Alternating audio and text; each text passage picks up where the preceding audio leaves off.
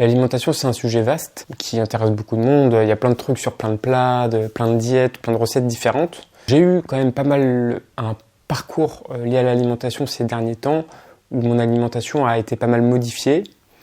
Et donc, j'aimerais revenir là-dessus, en tout cas pas sur mon parcours à moi, mais sur ce que j'ai appris et en parler et pouvoir raconter un petit peu ce que je ressens. Déjà, il n'y a pas un régime qui est bon pour les êtres humains. Déjà parce qu'on n'est pas du tout tous pareils. On n'a pas tous le même ADN, la même morphologie, les mêmes missions de vie, les mêmes choses qu'on fait dans la journée.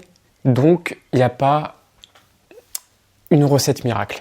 Alors ça, je suis un petit peu tombé dedans un moment parce que j'ai eu des soucis alimentaires et donc et j'ai essayé par exemple les trucs conseillés en naturopathie, que du naturel, que du végétal, que du frais. Et en fait, à un moment, ça fonctionnait pas. En tout cas, pas entièrement. Donc, il faut comprendre qu'il y a certaines idées préconçues. Par exemple, l'idée du frais. Tout ce qui est frais de la nature est meilleur. Ben non. Parce que la chaleur, le corps, la rate a besoin de chaud. Et d'ailleurs, j'avais vu un truc, c'est apparemment en Chine, par exemple, ils boivent beaucoup l'eau chaude, le thé chaud. Et en fait, c'est pas parce qu'ils aiment que l'eau chaude, c'est qu'en fait, à la base, c'est parce que ça permet de soutenir la rate, certains organes, et donc ça aide au métabolisme. Donc, par exemple, croire que manger que du froid, en tout cas que du frais, que du pas cuit, c'est meilleur pour la santé, c'est faux. En fait, il y a plein de trucs comme ça, et en fait, il n'y a pas une vérité dans l'alimentaire, et même, par exemple, le végétarianisme. Pour certaines valeurs qui sont nobles, par exemple, on peut devenir végétarien. Moi, je l'ai été très longtemps, et en ce moment, j'ai pas le choix, je dois manger un peu plus de protéines, et donc un peu de viande quand même. Même si je pourrais faire un petit peu plus de tofu, trucs comme ça, faire que ça. Mais au niveau de la richesse de ce que ça apporte, c'est pas forcément ce qu'il y a de mieux. C'est pour ça que, au-delà des valeurs, il y a aussi de comprendre que on a beau avoir des belles valeurs parce que nous sommes des esprits à la base, et on se ressent ça, on ressent cette noblesse d'esprit au fond que l'on a quand on atterrit dans un corps qui est obligé de se nourrir de la mort. Alors on comprend pas. Mais quelque part, si notre corps a besoin de quelque chose, il faut lui donner. Si une voiture a besoin d'essence, mais qu'à la place tu lui mets de la paille dedans, elle va pas avancer. Donc c'est pour ça que même au niveau même si on a des belles valeurs, c'est important de comprendre qu'il faut nourrir le corps avec ce dont il a besoin. Même pas nous en tant qu'âme, en tant que valeur, mais de ce dont le corps a besoin. Ensuite, petit à petit, des fois, en grandissant, on va dire que ça se calibre.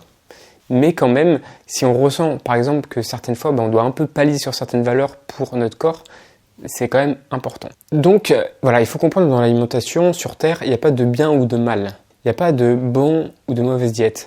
C'est juste, qu'est-ce que je ressens dans mon corps quand je mange tel ou tel ingrédient? Comment je me sens? Alors moi, longtemps, j'avais un régime riche en sucre, céréales, parce que c'est du sucre. Il ne faut pas croire que le sucre, c'est que le sucre raffiné et les fruits, céréales, pâtes, etc. Donc ça, c'était, je mangeais beaucoup de gluten, de pâtes et de fruits. Mais en fait, moi, j'adorais ça. Mais un jour, mon corps, il a dit non, c'est stop. Et donc, c'était bizarre pour moi parce que du jour au lendemain, mon corps, il ne pouvait plus, ne tolérait plus, par exemple, le gluten et même le sucre, même en céréales, en trop grande quantité.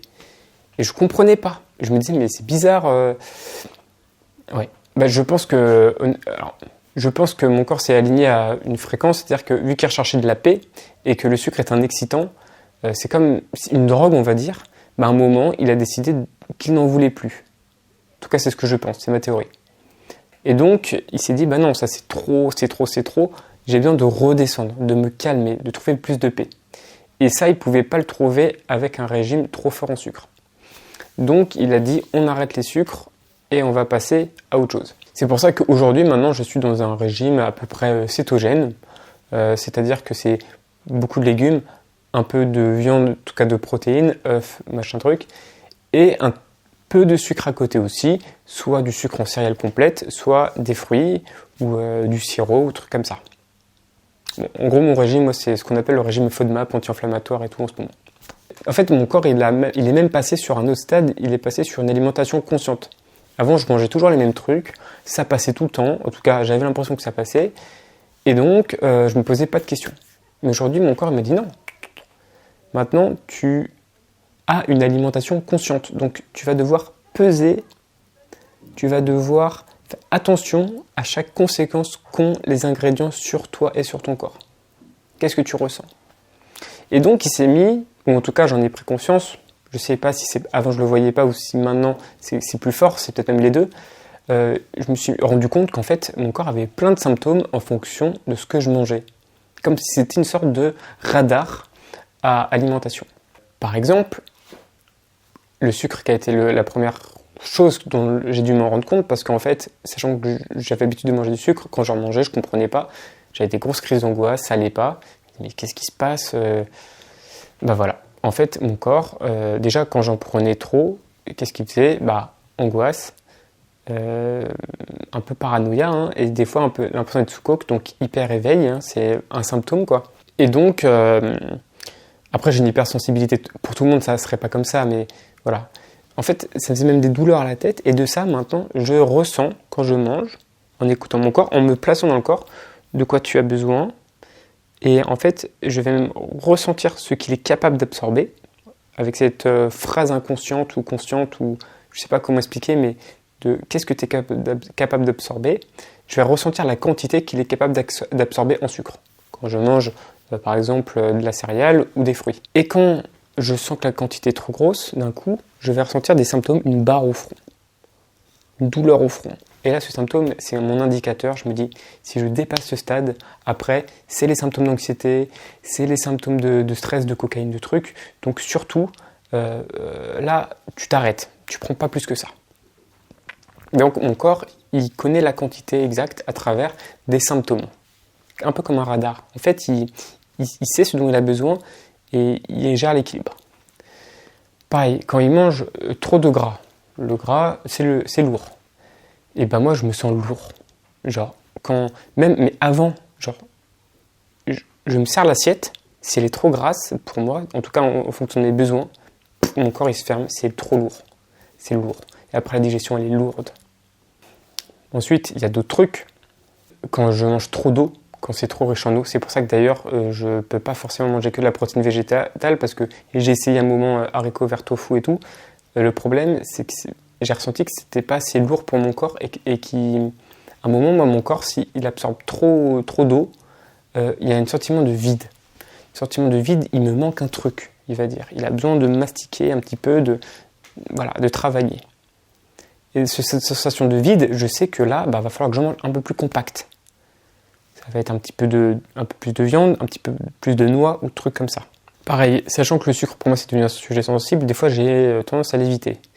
Mais j'en ai besoin. Et donc, à un moment, si j'en ai pas suffisamment, je sens que mon corps, il va se tendre, et je vais devenir un peu plus tendu, quoi.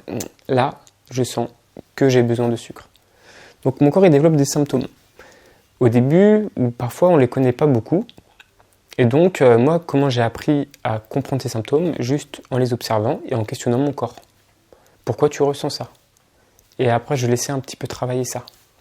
Alors, au début, j'ai eu des totales confusions, parce que c'est possible qu'en fait, on pense psychologiquement qu'un truc est bon pour nous, on a des symptômes, et on ne fait pas le lien, on se dit, en fait, il faut comprendre que s'il y a un symptôme négatif quand on a mangé un truc, c'est à cause du truc, en tout cas la quantité.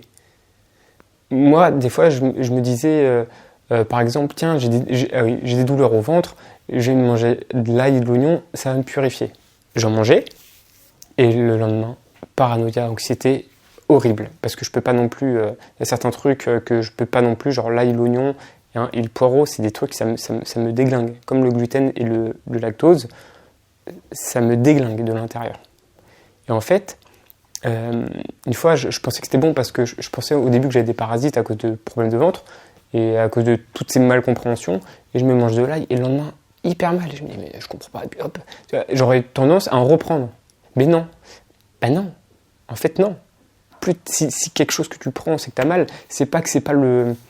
Tu vois, je pensais que c'est que j'en avais pas pris assez ou que... Non, si t'as mal quand tu manges quelque chose, c'est stop. Enfin, en tout cas, dans mon expérience, quand j'avais besoin d'arrêter du sucre et que je prenais du sucre en pensant que petit à petit mon corps allait s'adapter, non. Si à un moment il réagit mal à un truc, on calme vachement là-dessus. C'est logique, hein, mais des fois, parce qu'on pense que quelque chose est bien, on a toujours mangé du sucre, on a toujours mangé de l'oignon, et donc du coup on en mange, bah non. Si à un moment les choses font du mal, le corps demande une pause. Et ça, c'est important aussi d'écouter son corps parce qu'il vit des transformations et il ne veut pas manger toujours pareil qu'avant.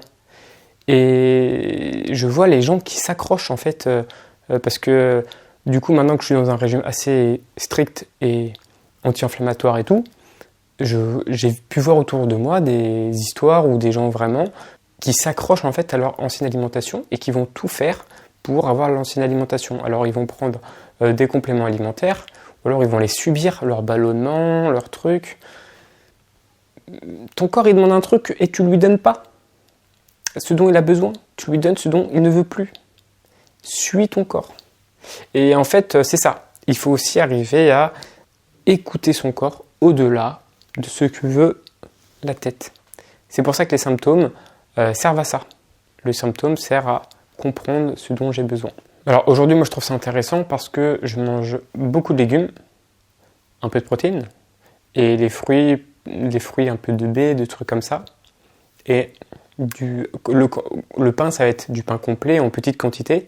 Mon régime, quand j'y pense, c'est celui de mes arrière-grands-parents, en fait. Eux, ils ne mangeaient pas la pizza tous les jours. Ils mangeaient les légumes de leur jardin, avec des fois un petit peu la poule du jardin qu'ils avaient élevée, les œufs du jardin, ils faisaient pas mal de plats mijotés, et un petit peu de pain à côté. Et en fait, c'est ouf. Genre, en fait... le régime que j'ai, vu qu'il a plus de gluten, plus beaucoup de lactose, et enfin il y a certains trucs qu'il ne veut plus. On me dit, déjà j'ai plus accès à grand chose, j'avoue, mais on me dit mais comment tu vas faire, c'est pas une vie. Bah ouais, mais en fait la question c'est est-ce que la vie qu'on a développée là aujourd'hui, c'est la bonne vie? En tout cas, je me pose la question quand je vois que mon corps me demande le régime de mes ancêtres. Comme un retour à la source, je me dis, en fait, est-ce que c'est vraiment moi le problème? Même si je fais partie des 1% qui peuvent manger que ça, est-ce que en fait c'est moi le problème? Ou est-ce que c'est juste un retour normal et basique aux choses bonnes de la vie? En tout cas petit à petit, parce que je pense que plus on grandit en conscience, plus il y a des trucs qui s'arrêtent encore. Mais voilà. Mais voilà. Bon, c'est un sujet qui est pour moi assez récent, cette nourriture consciente. Ça fait à peu près 1-2 mois que j'expérimente ça. Donc le sujet n'est pas encore, j'imagine, hyper mûr chez moi et j'aurai peut-être des trucs sur lesquels je vais revenir ou alors sur lesquels je pourrais m'étendre plus tard. En tout cas, j'espère que cette vidéo vous aura intéressé et vous aura apporté des connaissances. Et on se retrouve la prochaine fois pour une nouvelle vidéo. Ciao, ciao!